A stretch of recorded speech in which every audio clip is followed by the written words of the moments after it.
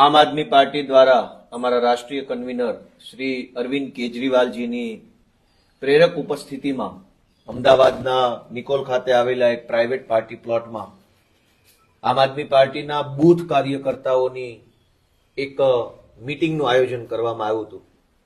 ઘણા સમય પહેલા 20-25 દિવસ પહેલા આ આખા કાર્યક્રમની રૂપરેખા તૈયાર કરવામાં આવી હતી.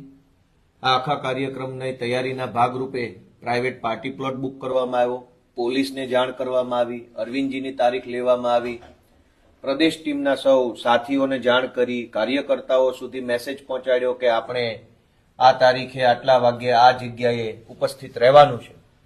આ તમામ કાર્યક્રમની તૈયારી થઈ ગઈ, જાણ થઈ ગઈ. ત્યારબાદ ગઈકાલે ભાજપ પક્ષે તાનાશાહી અને ગુંડાગર્દીની બધી હદ વટાવી. દોસ્તો, દરેક રાજકીય પક્ષોને પોતપોતાના પક્ષની સભા અને મિટિંગ કરવાનો આ ભારત દેશમાં અધિકાર છે અને આઝાદી પહેલાથી પણ રાજકીય પક્ષ, તે સમયે જે રાજકીય પક્ષો હતા એ બધા જ લોકો આટલા વર્ષોથી પોતપોતાની સભાઓ કરતા આવ્યા છે.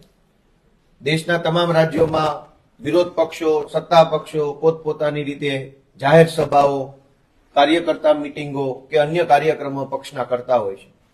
ક્યારેય કોઈ પક્ષના કાર્યકર્તાઓને કે કોઈ પાર્ટીને કાર્યક્રમ કરતા રોકવાની બાબત બની નથી.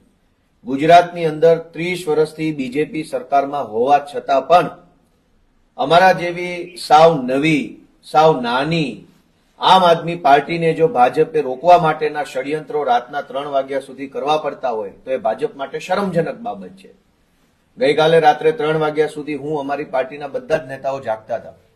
અમે જે પાર્ટી પ્લોટ બુક કરાયો છે એ પાર્ટી પ્લોટના માલિકને ભાજપના માણસોએ ધાક ધમકી મારી કે તારા ધંધા બંધ કરાવી દેશું, તારે ત્યાં રેડ પડાવી દઈશું, તારે ત્યાં આમ તેમ કરી નાખશું વગેરે કરી.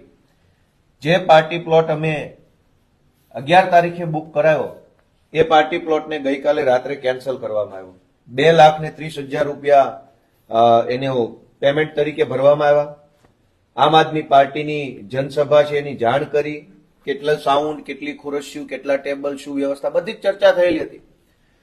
પણ પ્રાઇવેટ પાર્ટી પ્લોટના માલિકને ધાક ધમકી કરી, દાબ દબાણ કરી અને નિકોલમાં આજે અરવિંદ કેજરીવાલજીનો જે કાર્યક્રમ હતો એ કેન્સલ કરાવવા માટે ભાજપે પૂરું દબાણ કર્યું અને ત્યાં અત્યારે પોલીસ મોકલી અને લોકોની અંદર એક ભય ફેલાય એવો માહોલ ઉભો કર્યો છે. આ બિલકુલ યોગ્ય વસ્તુ નથી. આમ આદમી પાર્ટી એક રાષ્ટ્રીય પાર્ટી છે. ગુજરાતના 42 લાખ લોકોએ આમ આદમી પાર્ટીને મત આપેલ છે અને એટલે ગુજરાતની જનતાએ ઓથોરાઇઝડ કરેલી વિપક્ષી પાર્ટી છે. આમ આદમી પાર્ટીને જનસભા કરતા રોકવામાં આવે છે એ બાબત નિંદનીય છે. અમે પણ નક્કી કર્યું છે કે હવે પછીથી એક નવું લોકેશન છે ત્યાં અરવિંદ કેજરીવાલજીની આમ આદમી પાર્ટીની સભા આજે જ કરવાની છે.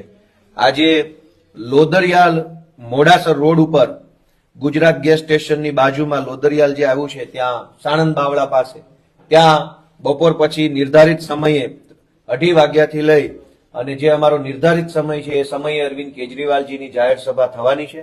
અમે નવું સ્થળ અમારા આમ આદમી પાર્ટીના કાર્યકર્તાની પ્રાઇવેટ પ્રોપર્ટીની અંદર નક્કી કર્યું છે.